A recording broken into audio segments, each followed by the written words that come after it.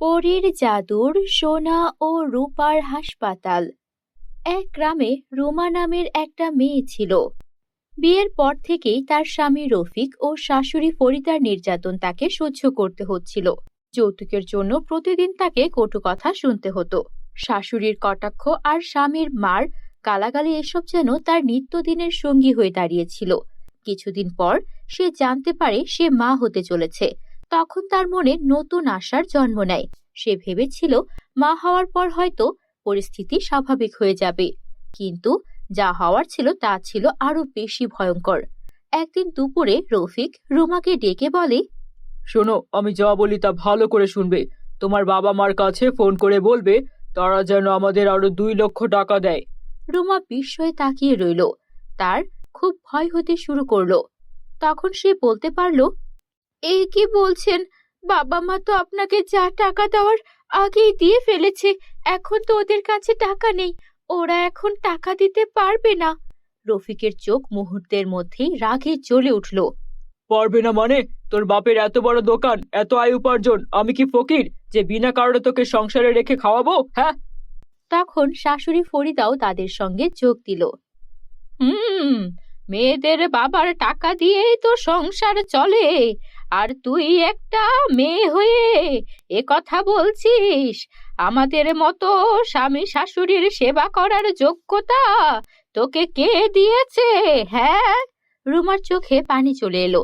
সে জানতো প্রতিবাদ করলে আরো ভয়ঙ্কর কিছু হবে, তাই সে চুপচাপ মাথা নিচু করে দাঁড়িয়ে রইল। কিন্তু এতেও রফিকের রাগ কমল না। সে ধাক্কা দিয়ে রুমাকে মাটিতে ফেলে দিল। আর তখনই রুমার তীব্র যন্ত্রণা চিৎকার শুরু হয়ে গেল।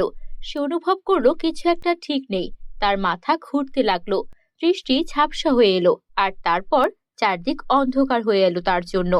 বন্ধুরা, তোমরা যারা যারা গল্পটি দেখছো তোমাদের নাম কমেন্টে লিখে জানাও। আমরা নেক্সট গল্প তোমাদের নাম দিয়ে বানাবো। রুমার শরীর রক্তাক্ত হয়ে গিয়েছিল, আর এটা দেখে রুমার শাশুড়ি আর স্বামী অনেক ভয় পেয়ে গিয়েছিল। তারা ভাবে রুমার সঙ্গে হয়তো খারাপ কিছু হয়ে গেছে, আর রুমা যদি এই কথা তার বাপের বাড়িতে বলে দেয় তাহলে তাদেরকে পুলিশে ধরে নিয়ে যাবে।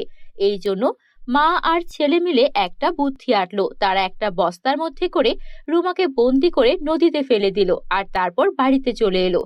দেখ বাবা, ওকে হাসপাতালে নিলে যদি ভালো খারাপ কিছু হতো, ওর বাপের বাড়ির মানুষজন আমাদের জেল হাজতে ভরে দিত। এর চেয়ে বলবো তাদের মেয়ে কোথায় চলে গেছে আমরা কিছুই জানি না। আগে তো নিজের প্রাণ বাঁচাতে হবে, বুঝেছিস? হ্যাঁ মা, তুমি যা বলেছ তাই হবে। এদিকে রুমাকে যখন বস্তা ভরে ফেলে দেওয়া হলো, রুমা সেই নদীতে ডুবে গেল। কিন্তু রুমার যখন চোখ খুললো তখন সে দেখলো সে একটা অপরিচিত জায়গায় চলে এসেছে।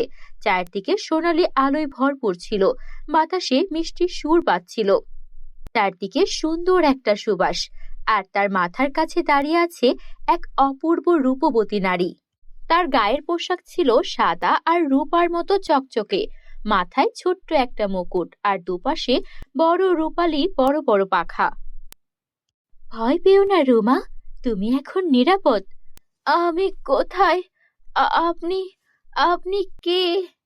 আমি হলাম রূপার পরী, আর তুমি এখন সোনা রূপার হাসপাতালে। এটি একটি জাদুর হাসপাতাল, যেখানে কেবল সেই নারীরাই আসে যারা অন্যায়ের শিকার হয়। আমরা তোমার যত্ন নেব, তোমার আর কোনো চিন্তা নেই। রুমা বিস্ময়ের সাথে সব শুনছিল। সত্যি কি এমন কোনো জায়গা আছে যেখানে অন্যায়ের বিরুদ্ধে প্রতিশোধ নেওয়া যায়, যেখানে সে নির্যাতনের হাত থেকে মুক্তি পেতে পারে?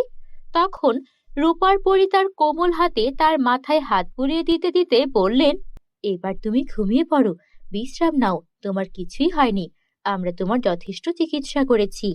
তখন রুমা চোখ বুঝল, আর তার জীবনের সব দুঃখ যেন এক মুহূর্তের মধ্যে কোথাও হারিয়ে গেল। সে ঘুমিয়েই পড়ল। পরের দিন রুমা যখন ঘুম থেকে উঠল তখন দেখল ওর সামনে সোনালী রঙের এক বিশাল দরজা। দরজার উপরে ছিল বড় একটি আদালত। সেখানে বসে আছে এক মহাপরী। তার মাথায় বিশাল সোনার মুকুট, আর হাতে ছিল জাদুর কাঠি। রুমা তাকিয়ে দেখল সেখানে দাঁড়িয়ে আছে তার স্বামী রফিক আর শাশুড়ি ফরিদা। তারা ভয়ে কাঁপছে আর কুঁকড়ে গেছে। তখন মহাপরী বললেন, তোমরা নারী নির্যাতন করেছো, নিষ্পাপ মায়ের গায়ে হাত তুলেছো। এবার তোমাদের কঠিন শাস্তি হবে। তোমাদের আমার হাত থেকে কেউ বাঁচাতে পারবে না। দয়া করুন মহান পরী, আমি আর কখনো এমন করব না। আমাদেরকে ছেড়ে দিন, আমরা আর রুমার উপর অত্যাচার করব না। এখন এসব বলে কোনো লাভ নেই, কোনো অনুতাপ করেও লাভ হবে না। তোমার শাস্তি ঠিক হয়ে গেছে। তারপর মহাপরী তার জাদুর কাঠি নাড়লেন।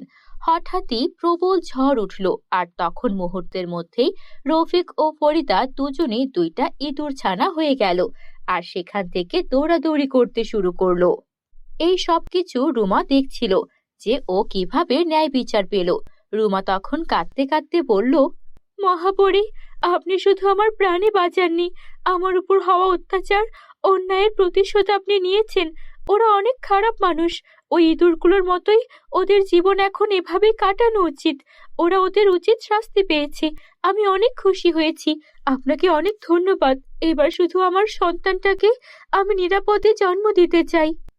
হবে, সবই হবে। তুমি এখন পরীদের জাদুর সোনার উপর হাসপাতালে আছো। এখানে সবকিছুই নিরাপদ। তুমি তোমার সন্তানকে এখানে নিরাপদেই জন্ম দিতে পারবে। এখন থেকে তুমি স্বাধীন রুমা। তুমি চাইলেই তোমার জীবন নতুন করে আবারও শুরু করতে পারবে। রুমা কয়েক মাস সেই সোনার উপর হাসপাতালেই রইল। সেখানকার সোনার উপর পরীরা ওর খুব ভালো যত্ন নিল, খাবারেরও কোনো কমতি রাখলো না। আর কয়েক মাস পর রুমা একটা ফুটফুটে কন্যা সন্তানের জন্ম দিল। সেই শিশুর গায়ের রং ছিল সোনালী রঙের, আর চোখগুলো ছিল টানা টানা। রূপার পরী তখন মিষ্টি হেসে বললেন, রুমা, ভয় পেও না। এই সন্তান কোনো সাধারণ সন্তান নয়। আমাদের সোনার উপর হাসপাতালে জন্ম নেওয়া বিশেষ সন্তান। ওর মধ্যে জাদুর গুণাবলী থাকবে। ও চাইলে কোনো গরিব, দুঃখী, অসহায় কিংবা অবলা নারীর উপর হওয়া অত্যাচারের প্রতিশোধ নিতে পারবে। আরো অনেক বিশেষ গুণ নিয়ে জন্মগ্রহণ করেছে ও। ও তোমার জীবনের সব দুঃখ, সব কষ্ট মিটিয়ে দেবে। তুমি স্বাবলম্বী হয়ে উঠতে পারবে। রুমার চোখে তখন আনন্দের অশ্রু আসে। এতদিনের দুঃখ কষ্টের পর সে অবশেষে এক নতুন জীবনের স্বাদ পেল। পরীরা, আপনারা সত্যি মহান। আমার মেয়েটাকে আপনারা এমন আশীর্বাদ দিয়ে জন্ম দিয়েছেন যেন আমার মেয়ের উপর কেউ আর কোনো অত্যাচার করতে না পারে। উল্টো আমার মেয়ে অন্যদের সঙ্গে হওয়া অন্যায়ের প্রতিবাদ করবে। এর চেয়ে একটা মেয়ের আর বড় সম্পদ কি হতে পারে। আমি আপনাদের কাছে চিরকৃতজ্ঞ। তারপর পরীরা রুমাকে কিছু স্বর্ণ মুদ্রা দিল, আর সাথে ওকে থাকার জন্য একটা বাড়িও বানিয়ে দিল। সেখানে রুমা ওর মেয়েকে নিয়ে বাকিটা জীবন আনন্দে কাটাতে লাগলো। বন্ধুরা, গল্পটি ভালো লাগলে একটা লাইক করে দিও। আর এতক্ষণ ধরে যারা পুরো গল্পটি দেখেছো, তোমাদের পুরো নাম কমেন্টে লিখে জানাও। আর আমাদের চ্যানেলটিকে সাবস্ক্রাইব না করে থাকলে এখনই সাবস্ক্রাইব করে ফেলো। Bye bye.